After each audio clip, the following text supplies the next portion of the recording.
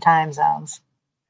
All right. Good evening, everyone. Thank you for joining us. We are really excited about this. We don't get to do stuff. Well, we do lives all the time, right? But this is a special live, and I have a wonderful panel of guests with me. I am Andrea Clark. I am the Deputy CEO for PSI and also the Director for the Alliance for People of Color with PSI. And we're here because if you're a Law and Order fan, if you're a Dick Wolf fan, a fan of the franchise, and you happen to see the Law and Order episode last Thursday, then you know that there was at the center of the plot, the mom was dealing with postpartum psychosis. And so, you know, that all postpartum mental health conditions are very close to the work and dear. That's the mission of PSI. And so when we heard that that was happening and we had a friend of PSI who was even involved in making it happen, we said, this is too good. We got to come together and talk about this. And so I really want to get into our conversation, but first I'm going to introduce our panelists to you. We have with us Catherine Birndorf, Dr. Catherine Birndorf, who is the CEO and co-founder of the Motherhood Center in New York City, right, Catherine? In New York City, yeah. And what's so special, she is the special friend to PSI that I mentioned. She's actually one of the content consultants for Law and Order and was one of the content consultants for this particular episode. And so we're going to talk to her about that in a second. Another special friend to us is Dr. Rowena Winkler. She is a member of the PSI Postpartum Psychosis Taskforce, and she is a survivor. So she's going to talk a little bit about her experience. And then the lovely Dr. Julia Alzoubaidi. Did I do it right? Got it. You got it. She is the PSI Postpartum Psychosis Program Manager, and that includes being the coordinator for our task force and a number of other wonderful things she does to help support our help seekers and advocate with and for them. So thank you all for joining us this evening. We wanted to make sure we got this conversation going before Thursday nights is when Law and Order comes on, right? So the new episode coming tomorrow, right? Tomorrow. So we had to hop on this. So Catherine, last week's episode was called A Perfect Family, right? Yeah. And it focused on postpartum psychosis and how that postpartum psychosis that the mom was experiencing. I believe the baby in the episode was 9 months old. I think about 7 months old. 7 months old? Yeah. But it really touched on how it affected the whole family. And so before we kind of dig into the episode, can you talk about what postpartum psychosis is, how it's diagnosed?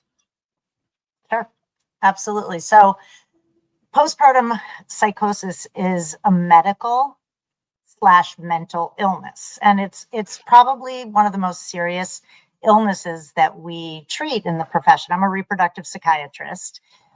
So I treat, things between menses and menopause, but very perinatally focused. And this is really psychosis is really an emergency. And when it's related to a baby, for a new mom, it can really be an emergency. So it's often when you can diagnose and treat it, which I'll say a little bit about, sometimes you are in the hospital, right? You need the hospital to remain safe. So we can talk more about that. But generally speaking, psychosis is the loss of touch with reality. Mm-hmm. It's being out of reality sometimes, not all the time. So it's an illness that can wax and wane.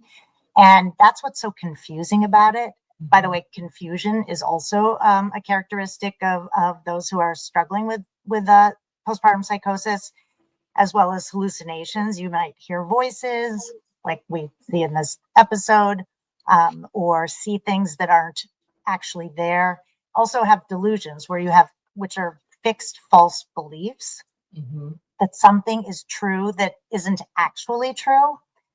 And with all these different kinds of characteristics for someone struggling, you can imagine that if there's a baby involved, or when someone's, worried about their own behaviors or who they are, questioning if they are real or if they are bad or evil, like there's so many different component parts of it that it can be very dangerous. Yeah. And so we consider it a 911. Like when someone's in the throes of an episode, it is a psychiatric emergency, a medical emergency that requires immediate attention.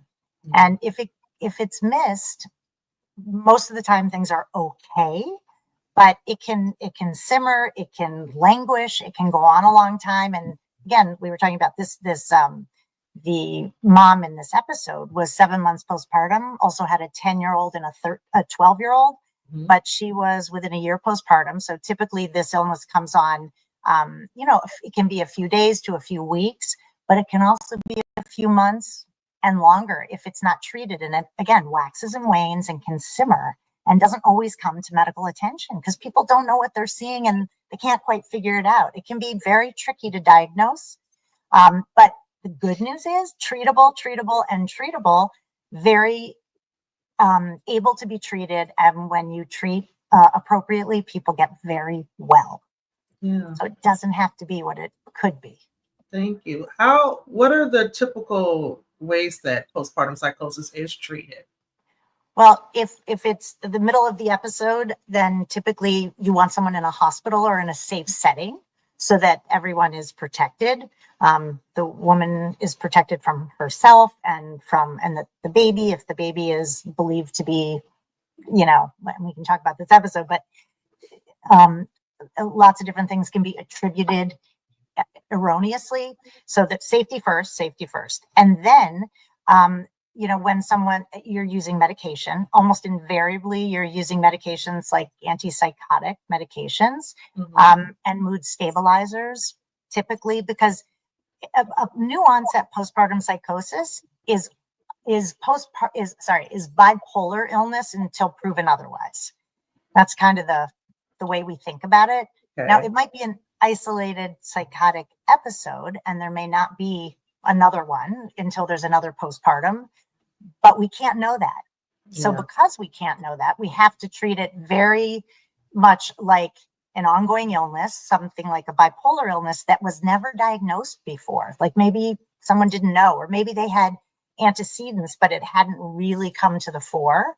And maybe it runs in the family, maybe it doesn't, but often it will present anew in the postpartum as psychosis. But again, we treat with a mood stabilizer as we do bipolar illness, and then we use antipsychotic medications like Zyprexa, olanzapine, quetiapine, really, medications that can grab this illness and really help the brain stabilize. Yeah. Thank you so much, Catherine. So since you were the content subject matter expert that helped to develop and work with the writers and producers and the showrunners around this topic, why did you feel like this is something that needed to be in a primetime television show? And why Law and Order? What? Well, why Law and Order is because when you have friends who do certain things, you got to hit them up for what So it's not that I hadn't tried to pitch this before, Mm-hmm. but I hadn't figured out how to make it fit into the Law and Order script, right? Mm-hmm. The formula. Mm-hmm. So we were having dinner. My husband and I were having dinner with our friend Rick, who happens to be the showrunner. I'd never even seen a full episode of Law and Order. So I'm always like, what do you do? What do you do again? Like, I mean, we know him very well, but I was a little like, oh, it's like current things. And I said, have you done postpartum? Like, and so we got into this conversation, and it has to be, again, fit the formula, and it's very specific. So postpartum psychosis seemed obvious. And I was practically jumping up and down, telling him that this was a must, Mm-hmm. because you have millions of people, so many eyeballs on this. It is such a national, maybe international platform where we could tell an accurate, thoughtful, sympathetic story. Like, it felt like it was a no-brainer. And he bit. I didn't know he said, I'll take it back to the writer's room. I'll pitch it to some of the writers. Let's see what we can get. And 2 weeks later, he was like, we're going to do it. And I was like, yes. I love that. That is amazing, right? And right when you have friends that have the access, Got it. You know, you gotta at least ask, right? you got to, oh, I'd ask, but this was like somehow it struck, It right? was Like just, there's just things fell into place this time yeah, because yeah, postpartum psychosis is one of the perinatal mood disorders that we don't talk as much about, right? that's right. I've Right. seen television episodes about postpartum depression. I've seen television episodes about infertility and loss, Yep. and the grief around that and stillbirth. But we really don't talk about postpartum psychosis. And so I, for one, really thought that the episode was very, very well done. I was sharing before we came on that my first career was as an attorney, right? And so I've always been compelled by Law and Order because the attorney in me just won't go away. So that definitely the twists and turns that it took in the court system and with the police were very interesting to me too. But I thought the treatment of the actual subject and how it was portrayed through the actress who was played the mother She was so was just well really done. well done. I'm Yeah. curious about other reactions, Julia. What were your reactions to the episode? Yeah. So in watching it, I have to agree. I really appreciated the way that they portrayed that Belinda, was that her name in Melinda. her character, Melinda. That it really presented that waxing and waning kind of nature, when you first meet her, she's not this like actively psychotic. She's not running around like, I don't know, naked or, like she's can answer questions, she's making sense and she's coherent in that moment, a little confused maybe, but I really appreciated that, and then that they just kind of took you with her and that she was always a sympathetic character. I think Andrea, you had mentioned that we hardly hear about postpartum psychosis, and I agree.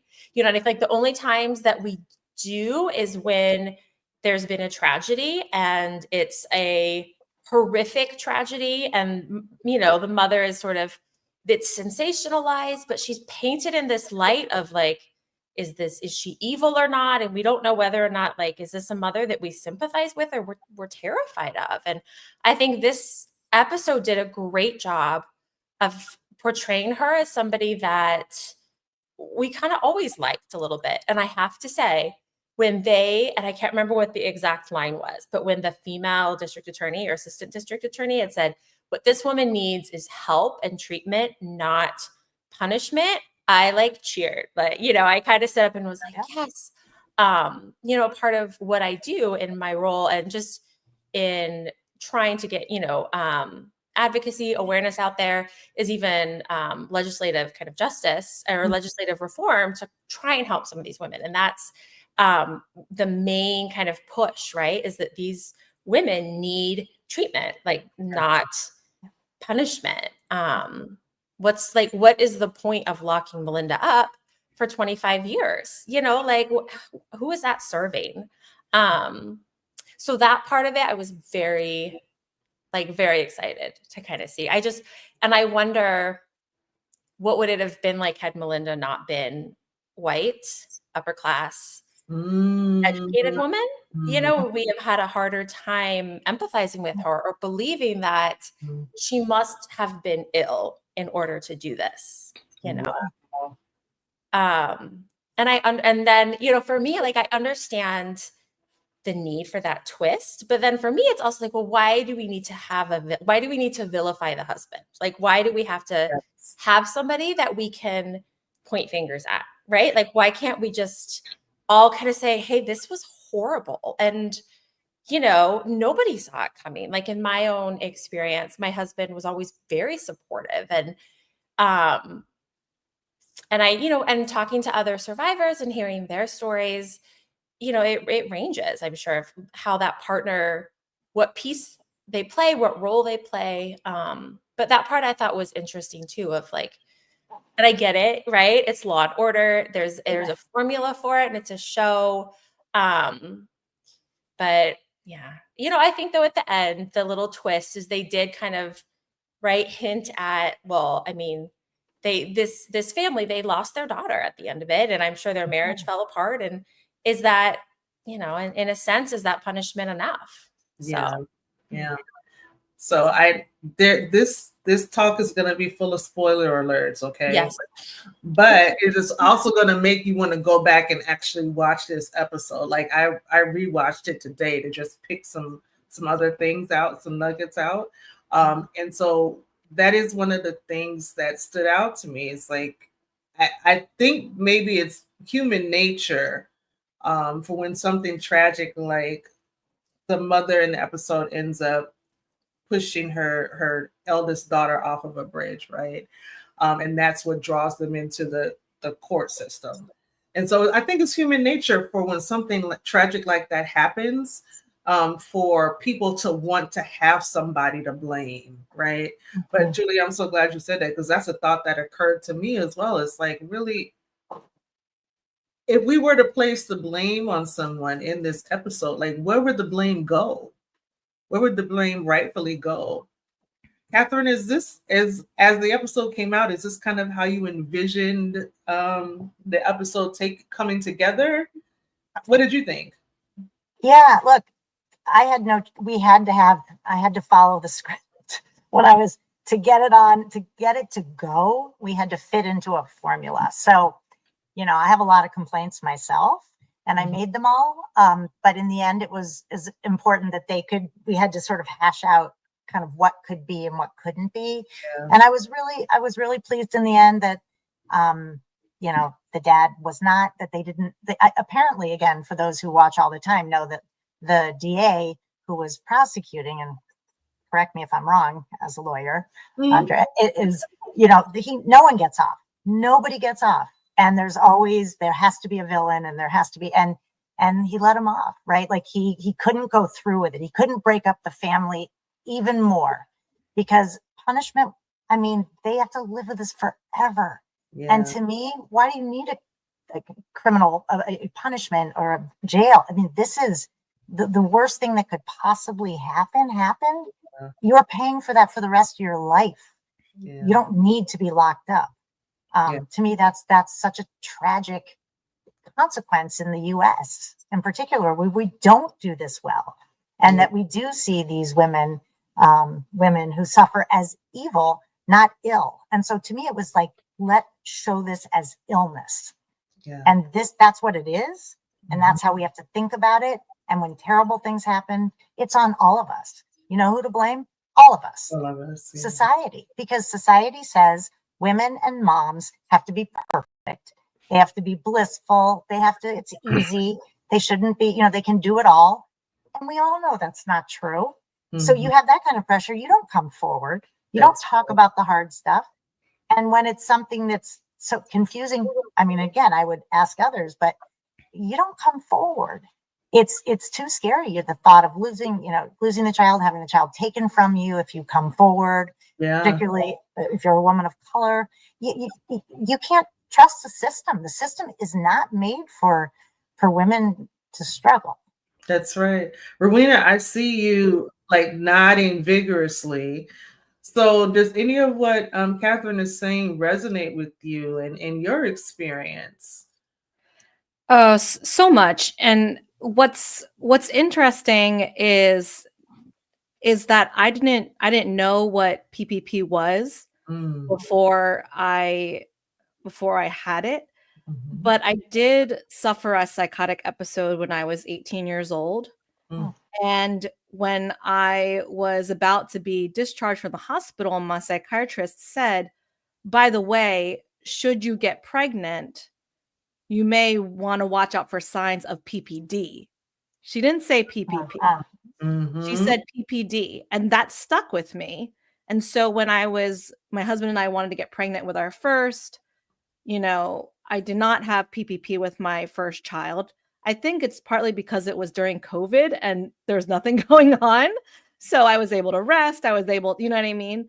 With my second child, with my son, I had a toddler.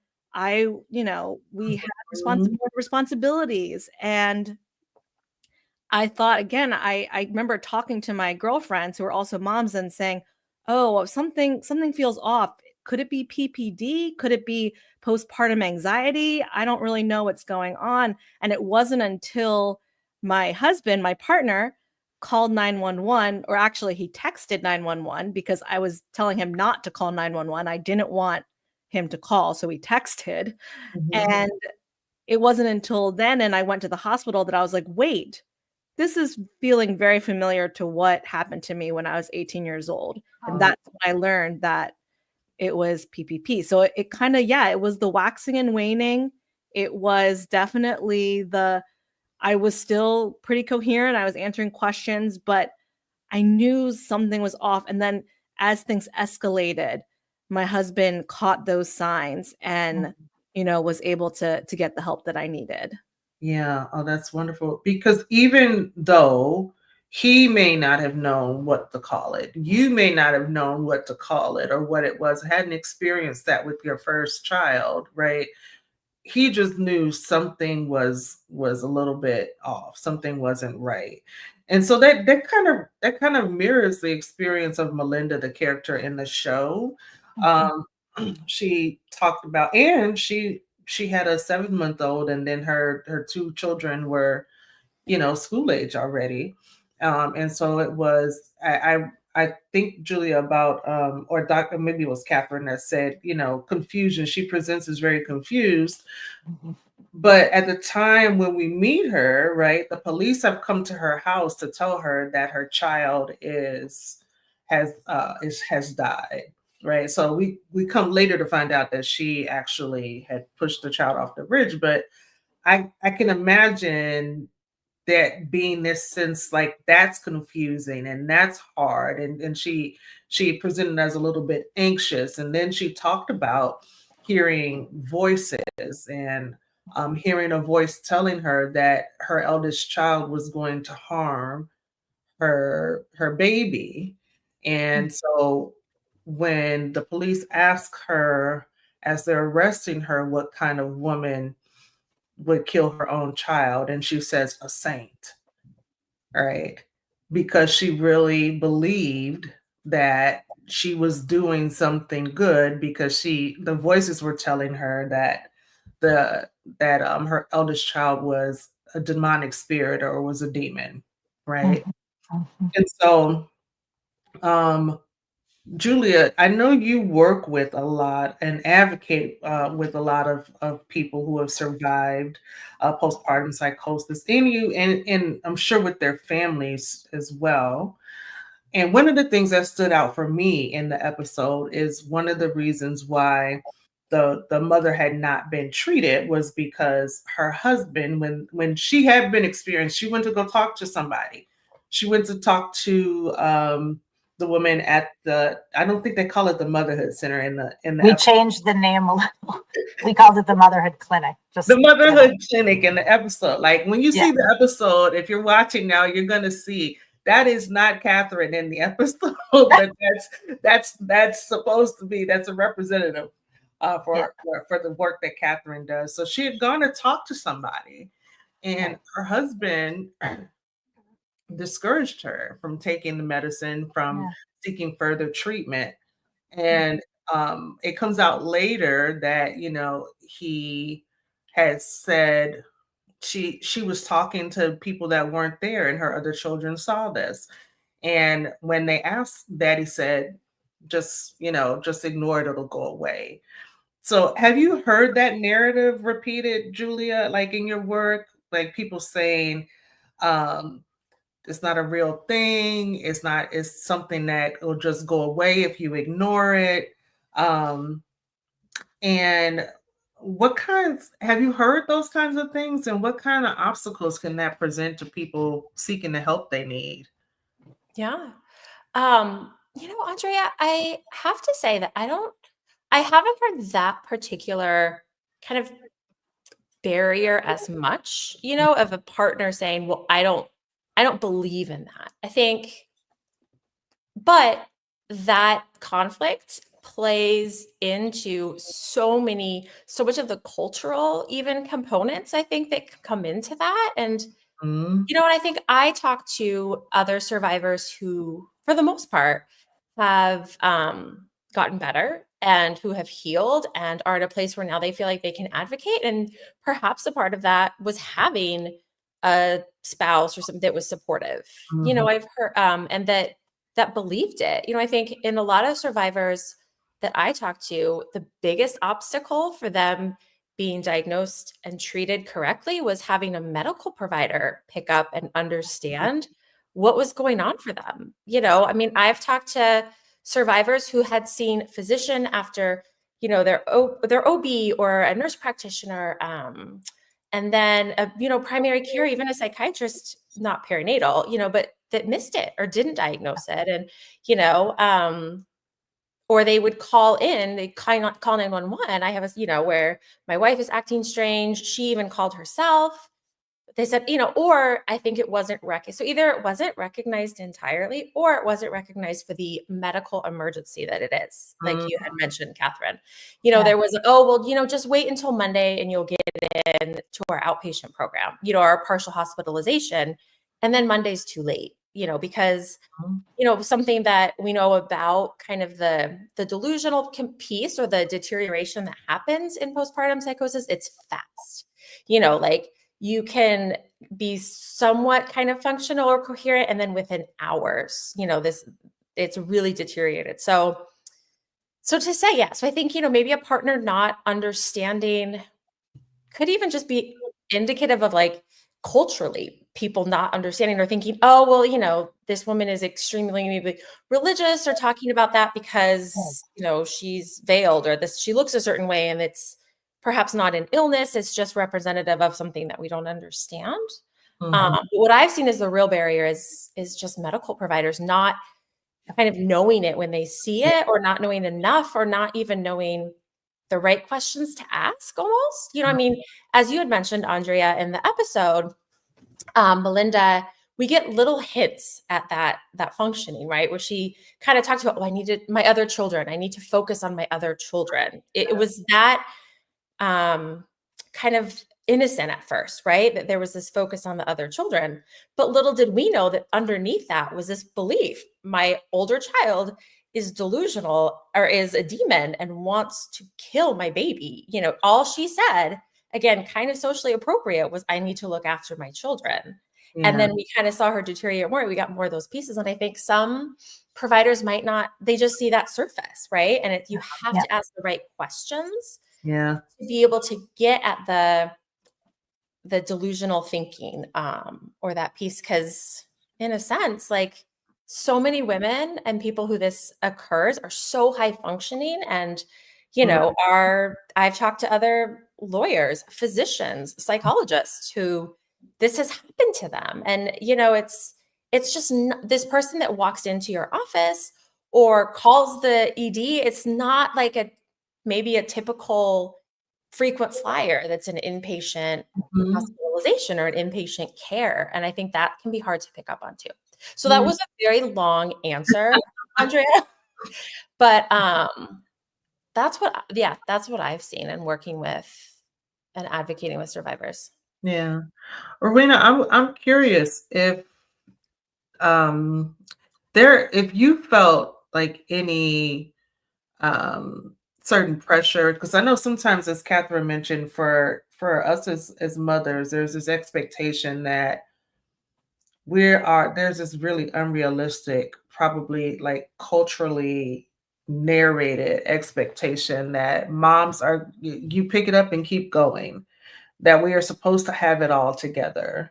And that, you know, I can think, and I've only had the experience of being a mom as a woman of color, but definitely, like, don't go and tell anybody that you're experiencing any difficulty. This is supposed to be a time of joy. That's it. It's joy. Where's the joy? Nobody wants to hear about anything but the joy, right? And so I wonder if you felt any of that pressure to kind of keep it all pulled together. And you had another little one at home, that what Julia's saying, the character was saying, I was thinking about my other kids. Did any of that like resonate with you? Oh my gosh, that all resonates so much, you know. And I think for me personally, it was compounded by the fact that both of my children were IVF babies. So there was the additional, well, I have to be happy. I have to be excited for this baby because it took so much to even get here and to be a mom, right? On top of that, I'm a recovering perfectionist, right? So I already have these tendencies to, do everything perfectly, to be a high achiever, to do everything just so. It's really difficult for me to ask for help anyway.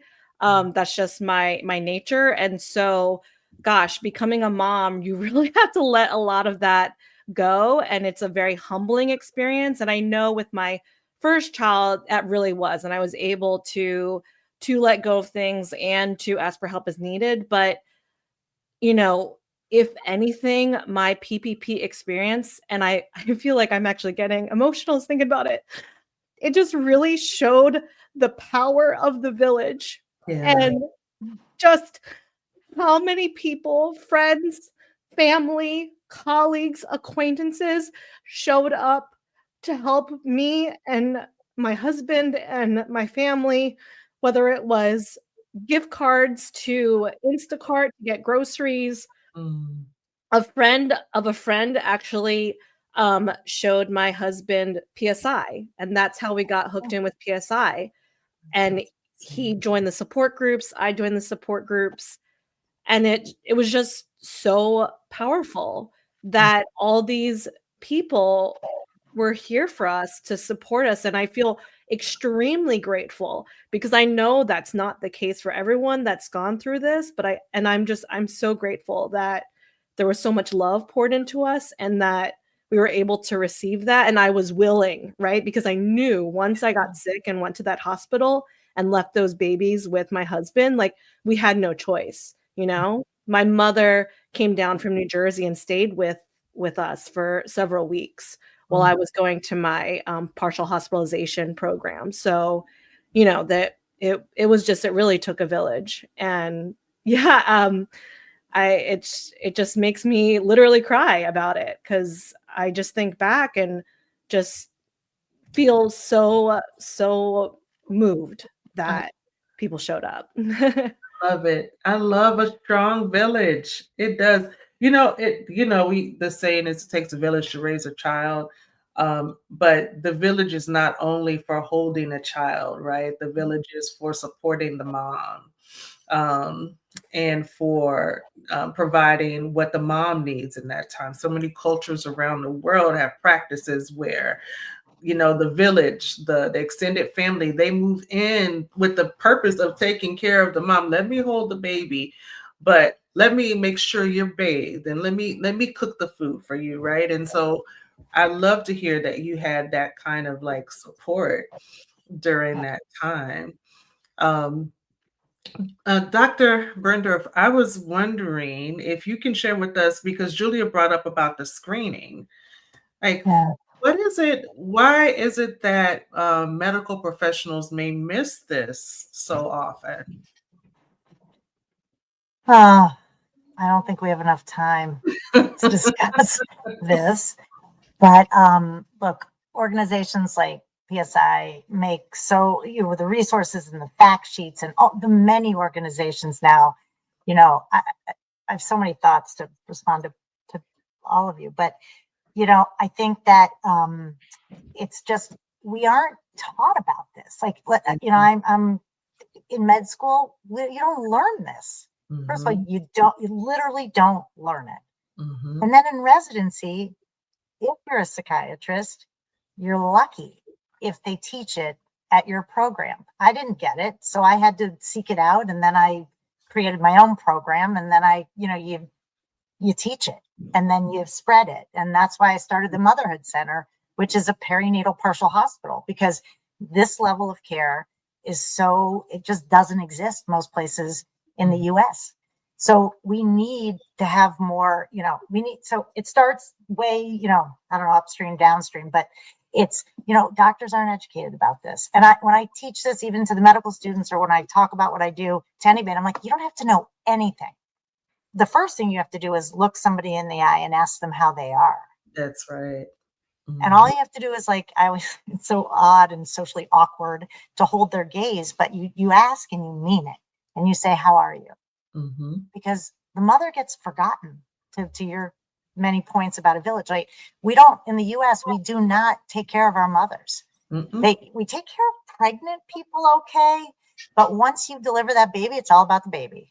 Yeah. And then, so who's taking care of you, right? There was the OBGYN who was making sure you got through the pregnancy and got that baby out safely. But then you're at the pediatrician and you're not their patient, except, as Winnicott said, there's no such thing as a baby, right? Like, it's like they don't exist without the mom. So if the mom's not well, the baby is not okay. So it's a call to pediatricians too, not just OBGYNs, pediatricians, midwives, doulas, all the professionals who surround the birthing process. It's all of our responsibility to learn and to know and to educate ourselves and to ask. And I can only speak for the doctors, being one, is that we don't like to not know.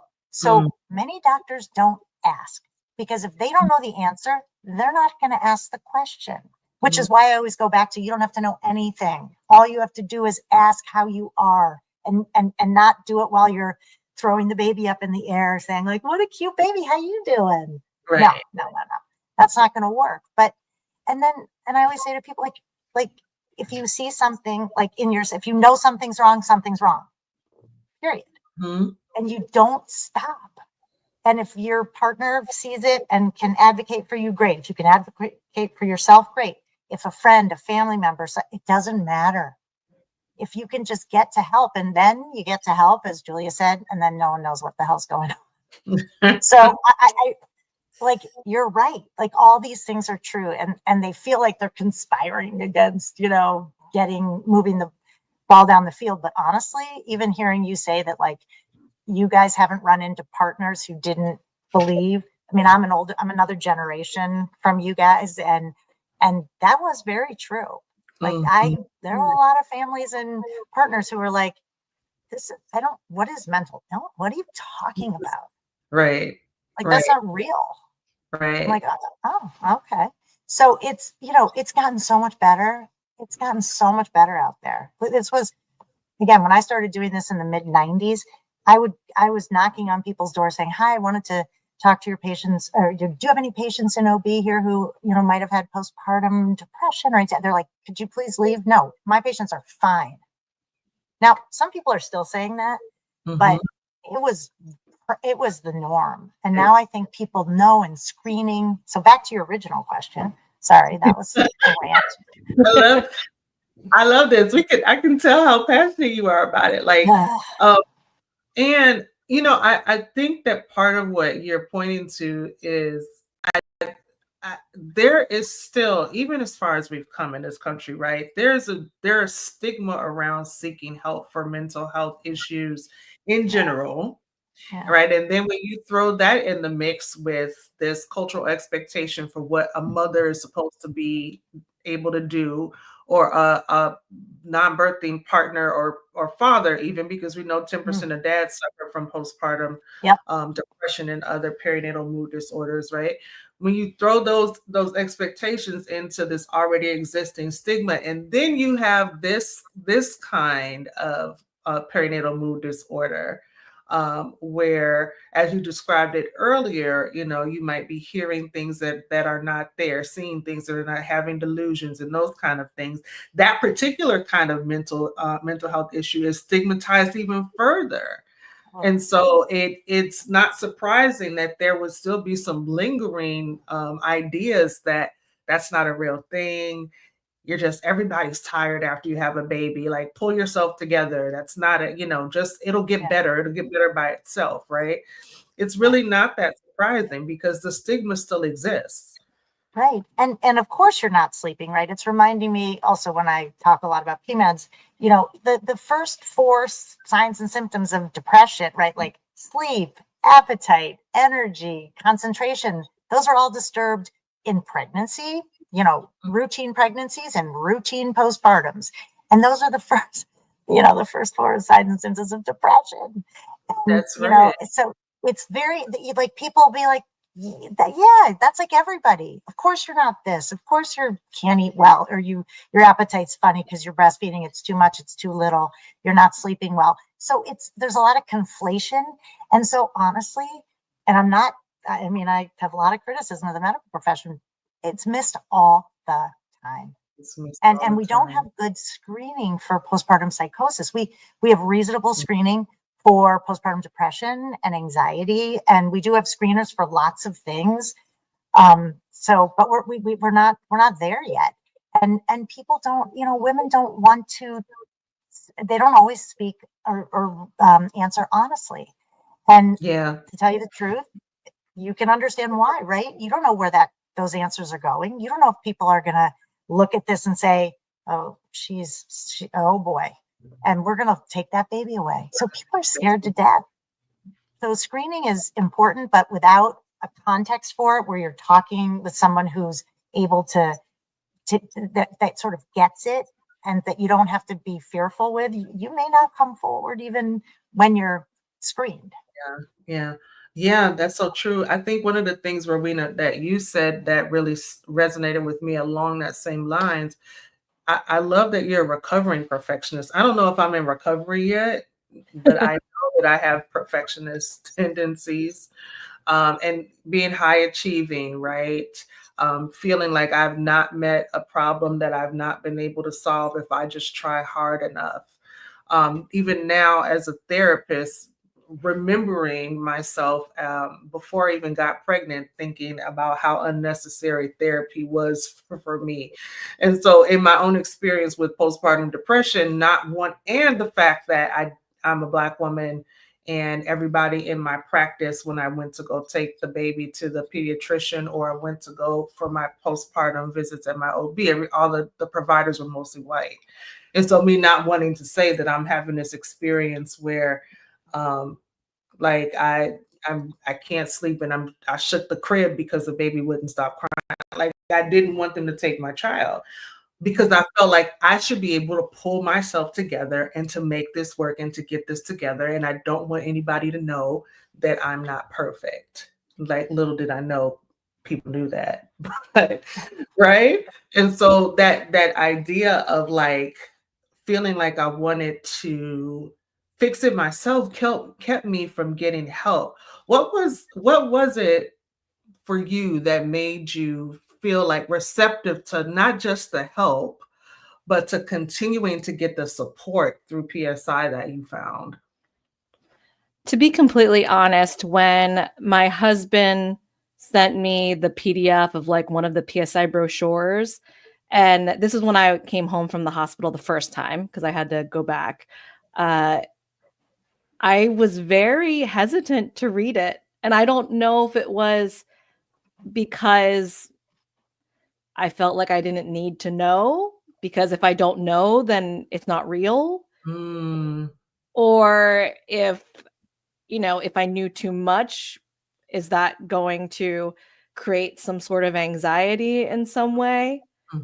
But I finally got to a point where I felt okay to do it. And I'm so glad I did. And I'm so glad that I did go to those support groups at the start, because it was so helpful to sit in those Zoom rooms with other women who have gone through this. Because as we said at the start of this live, not to like there's no awareness. There's there's a lack of awareness about PPP. And so it was helpful to feel less alone in that.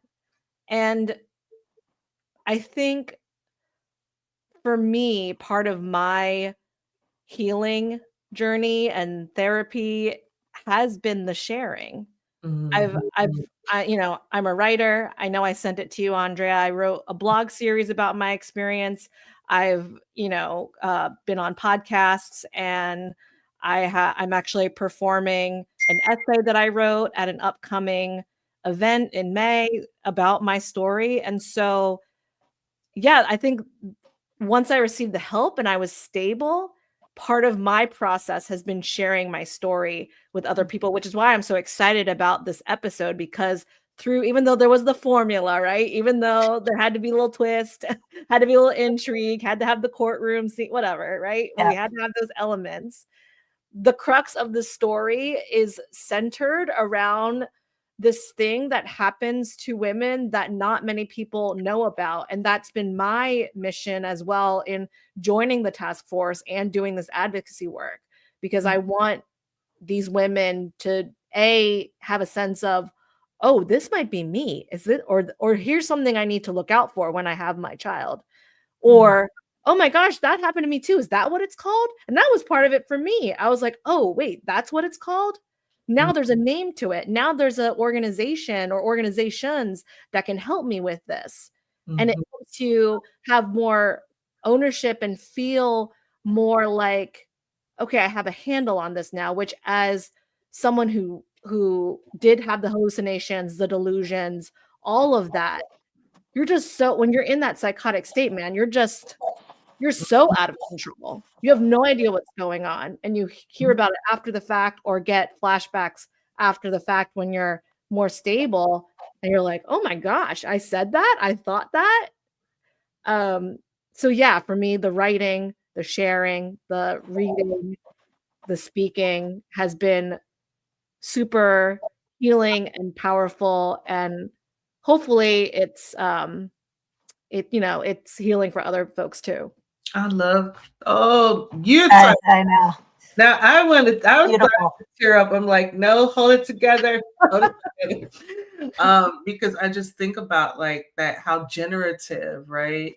That healing for you is, it's like generating this healing for you, the writing and the sharing and the show that you're producing and all of this, but how much that's gonna be instrumental in somebody else's healing and helping other people feel seen and understood and not by themselves, and people who may not have even like you didn't want to even engage the idea of coming into a support group, right? But when people see and hear and can identify with your story, like how that unlocks the door for like this healing that I just think is just beautiful. Thank you, Rowena. Since we're talking about resources and how we start to get well, Julia, what are some of the resources that PSI offers around postpartum psychosis for help seekers, for family members, for anybody who has questions? Yeah. So Postpartum Support International does have a support group for, there's a support group for survivors of postpartum psychosis. I co-facilitate that group once a month. And with that support group, there's always one of the facilitators or both have lived experience of postpartum psychosis as well.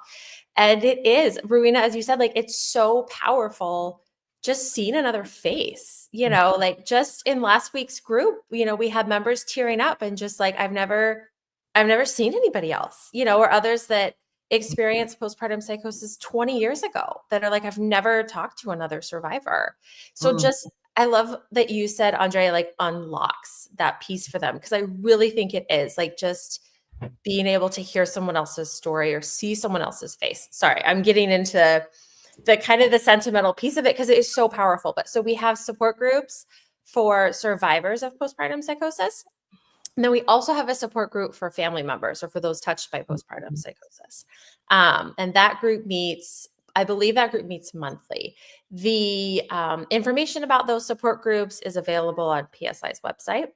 We also have postpartum psychosis support coordinators or specialized support coordinators. Those are, again, volunteers with their own lived experience of postpartum psychosis that can kind of talk to you, reach out to a help seeker, a lot of times maybe the help seeker's family, and helping to connect them to resources, to support, and just to kind of help them navigate that time. And then we have a resource kind of webpage on PSI's website. It kind of lists, again, these two different support groups. Again, it'll list your emergency contact and those phone numbers, as well as different resources websites to go to. And I think the most powerful piece of it is, we have a list of podcasts, blogs that are from survivors, so you can hear that experience from another survivor. I know Rowena had done a podcast that's on there too, if you want to click there and hear more about her story. And as well as even kind of more extensive resources. So yeah, I would encourage anyone to kind of come to a support group. There's the specialized coordinators as well. And then check out our resource page on the website. Yeah. Thank you, Julie. That's postpartum.net. I was going to add that, that I was very disappointed that at the end of the episode, I had made them an end card, right? That they could say, and I'd worked on this with Wendy Davis, right? For more information on postpartum psychosis or postpartum, or perinatal mental illness, maternal mental illness, go to PSI's website, right? Postpartum.net. And even though, that was so disappointing, but I can live with it. We got it out there nonetheless, but it was a bummer. So I'm glad we're getting to talk about it. But PSI, having been on the board a couple times in the past decade, it just is the most amazing umbrella organization doing so much for so many. Like, I am a devotee, and the Motherhood Center, which is a baby organization relative to PSI, we are a treatment center. And we have a website also that you can get a lot of information on. We do a lot of education and training. It's themotherhoodcenter.com. But it's also a treatment center, and it exists because it's outside of a hospital. It exists in a, believe it or not, kind of a cozy space in Midtown Manhattan. And while we treat kind of mainly, we're an Article 31 licensed facility in the state of New York. We also treat people from all over, particularly the tri-state area, and we're affiliated with a Ronald McDonald House where people can come and stay for free. And they can stay for as long as they need to, with up to 4 family members, having transportation to and from the program. All their food is taken care of. Everything is, taken care of for you. There's weekend activities, all kinds of stuff. So, it's so important to me that there's access to care. We are all experts, or we're training you to do this, because there just aren't enough people out there. And we treat a lot of women with recovering from postpartum psychosis. We do step down from the hospital. At one point, we had 7 women at once in the program who were recovering from postpartum psychosis. Wow. We can take up to 26 women at a time, 2 cohorts, and we had 7 people. And it was just, and they were looking at each other, right? Like and we're talking about it all day long in group therapy. And I think it's just so powerful to recognize yourself and to your experience, and to know that you're not alone, and that you're seeing somebody at a different stage of treatment. Generally, women are in for 7 weeks on average, 6 to 8 weeks. Every day of the week they come to program, and they get better, and and they become sometimes better than they were before they started, because I don't know, maybe there were other things going on, and there's just such deep and intensive treatment that you get to a place where, and we do so much work with mother, baby, and family, because if the family's not involved, and partners, we were talking about non-birthing partners, they also suffer.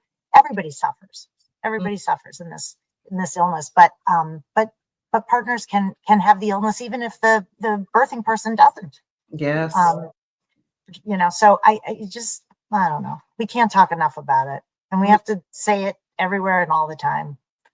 Everywhere, all the time, and say it loud. Yeah. Thank you so much, Catherine. Rowena, where can we find your blog so we can read about, read the wonderful work that you've put out on this? Yeah, so my website is rowenawinkler.com, and on the navigation bar up top, you'll be able to find my blog there. And the blog series is titled Letters from My Postpartum Psychosis. So it's written as if the PPP is writing a letter to me. Wow. It is really, I got a chance to read through some of the posts. It is really a wonderful and creative way to talk about this subject. So as we get ready to close, I'm going to ask each one of you if there's one thing that you would want people to know about postpartum psychosis. What is it? I'm going to start with you, Julia. Oh, wait, Julia, you're looking up. Are you thinking of it? No, it's like, oh, no, it's okay. I'm just really thinking, and then you put me on the spot. But, that it's temporary and that it's treatable and that it does not define you or the rest of your life. Yeah. And that there's help out there. I love that. Catherine, what would you want people to know? Everything Julia said, particularly, treatable help, you get better. And then I always go to this is not evilness, this is illness. Yeah. Because I think the misconceptions out there are so, because again, we only hear about this when it's sensationalized in the news or it's out in the news, and we get called to do public speaking on this, and those are few and far between cases, but those are the ones that splash all over the headlines. And you know what? And those women are sick, they are ill, and they don't deserve the punishment. We've talked about all that, but okay, so back to my just quick, ill, not evil. Right? Thank you, Catherine. Rowena, I'm going to give you the last word. What would you want people to know? So obviously what Julia and Catherine already said, I ditto all of that. I'm going to tie it back to something we chatted about earlier. It's find your people, find your village, get help. Mm-hmm. I know that one of the things that came through today is, things you can deteriorate or things can escalate very quickly, which was the case in my experience.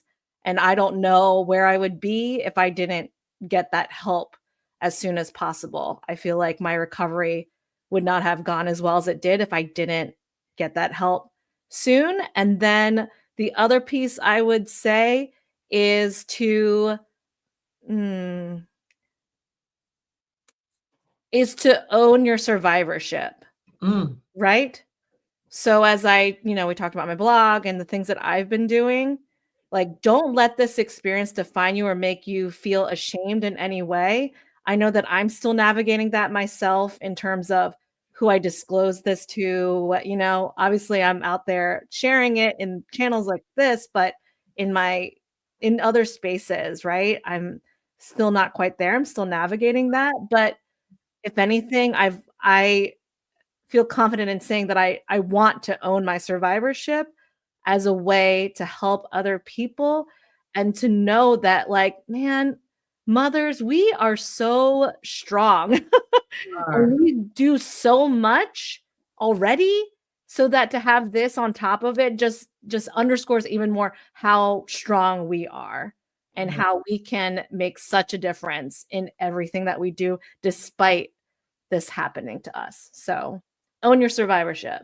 I love that. Own your survivorship. That's right. You take control of that narrative, right? I love it. Thank you, Dr. Julia Alzoubaidi. Thank you, Dr. Catherine Birndorf. Thank you, Dr. Rowena Winkler. And thank you all for tuning in on this. The last thing that I want to say, if I get to say one thing that I want you all to know, is that there is help. There is help. You are not alone. You are not to blame. There is help.